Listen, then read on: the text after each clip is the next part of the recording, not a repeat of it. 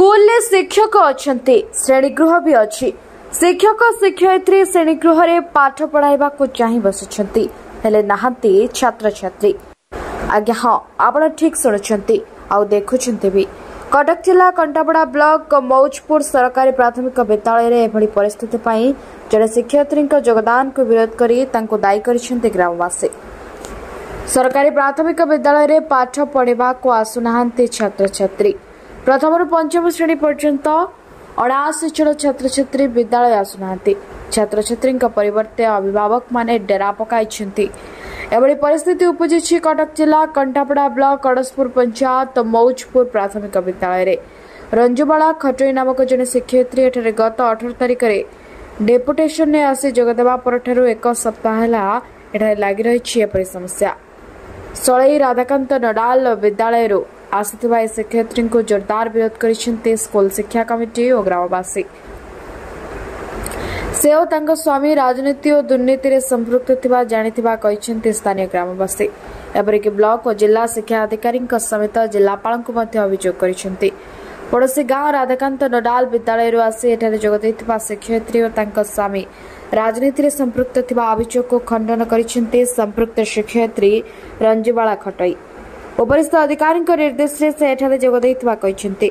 सेपरे शिक्षयित्री योगदान को ग्रामवासी और शिक्षा कमिटी विरोध करी पिलामानंकु विद्यालय छाड़ुनथिबा कहिसेंती प्रधान शिक्षक।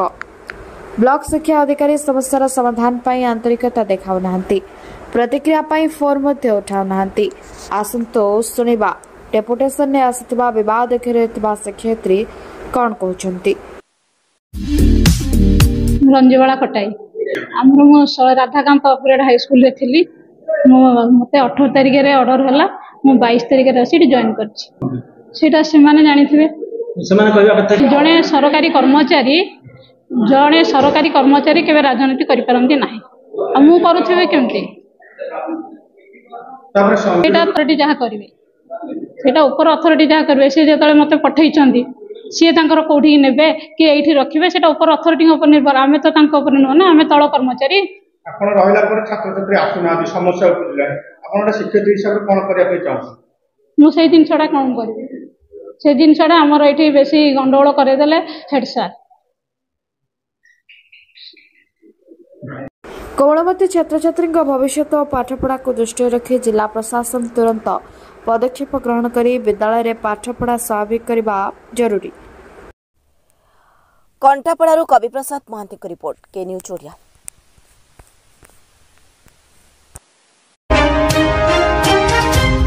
मोना राजकिशोर बारिक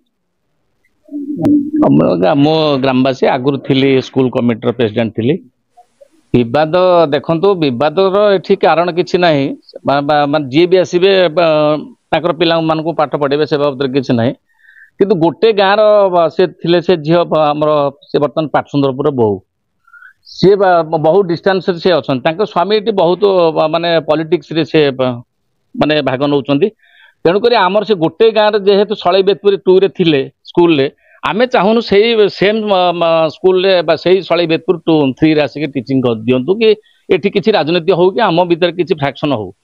आमे ए बाबत रे आमे ताको विषय जानिचु जेहेतु आमर किए कोडी गले किए सेटा सब डिपार्टमेंटल तांकर कोन करिवे सेटा आमर किछि जास नै। बर्तमान आमे चाहूछु जे बर्तमान आमे टोटल स्टाफ को एठू बदलै दियंतु। बहुत दिन हला रहिलेनी बहुत स्टाफ आमे बीओ को या अभियोग कलु बर्तमान सब स्टाफ को बदलै के आमको नुआ फ्रेश स्टाफ दियंतु एठी आमर जेमति भल पाठ पढ़ा हम हूँ आमर से जो टीचर सलई रू ट्रांसफर होकर आसुँच आमर ग्रामवासी प्लस आमर कमिटी मेंबर मानकर कहार उद्देश्य ना जे इच्छा ना जे सी पोस्टिंग हूँ से सर्वोच्च होती स्कूल कमिटी आउ पिला अभिभावक। तेणुक सरकार जहाँ कहे सरकार को विरोध करने आम समस्ते आगे आसु सरकार मन इच्छा किसी करें जेहेतु आम पिला पाठ पढ़े कहार कौन क्वालिटी आम से विषय जाचु। तेणु सी हूँ खलनायक सी हूँ राजनीति भाग नि गोटे स्कूल को बर्तमान आम कल डायरेक्ट बीओ को कहलु आम बर्तमान सर्भे नियंतु दुईटाक गाँव बर्तमान सलई बेतपुर जो थिले सेठू से गाँव सर्भे नियंतु बर्तमान जोटि पठाउछन्ति से गाँव सर्भे नियंतु से कौ क्वालिटीर टीचर तेणु तापर पोस्टिंग दियंतु। आमको अଯଥା देले कन्फ्लिक्ट सृष्टि हे। तेणुक आम रिक्वेस्ट करूँ आपन को आप दयाकोरी सेटा को जोटाक माने कार्यकारी करने चाहूँ से पुणी फेरे नहीं जाऊँ छात्र छात्री अभिभावक मैंने बंद कले जे से बर्तमान से मैडम को चाहूना आमर ये पोस्टिंग दाबी रोचे सी पोस्टिंग न हूँ आमर जो हाँ जो आमर तो टीचर दरकार 3 जन जड़े जदि ट्रांसफर हो उराड़ आमको आउ अन्य टीचर दिंतु कि फ्रेश टीचर दिंतु किंतु आमर आवश्यकता ना माने अलग बेसरकारी स्कूल को पठेबो बाध्य होइके कौन करबो सरकारी स्कूल बंद हबो Kalandi Dalai school member Maujpur primary आमर समस्या जे आम स्कूल को जो नूतन दीदी जॉइन करिया आछंती रंजुबाला खटाई आमे तांको विरोध करछु school committee member president with ग्रामवासी समस्त आम विरोध कर निजुक्ति निजुक्ति न दि जाऊ तेणु आम ये समस्या विषय असुविधा कौन से विगत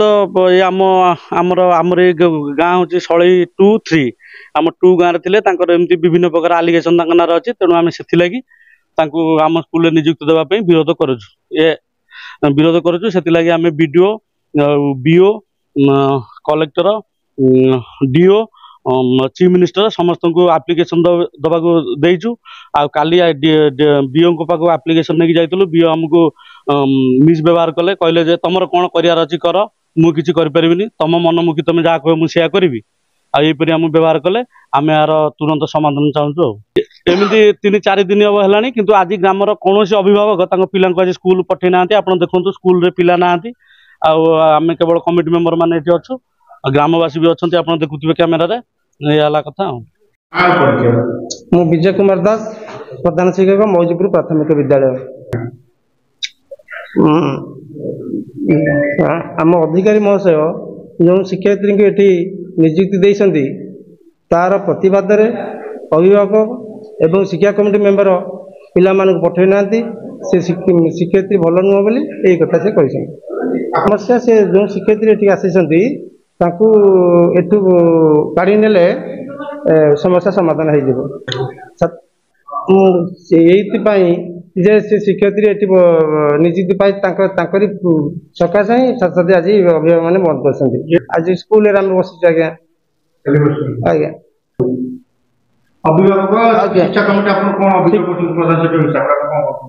अभियोग से कहले सर आसीना ऑफिस कम चलो ना आम बस आस स्कूल खोलिक बस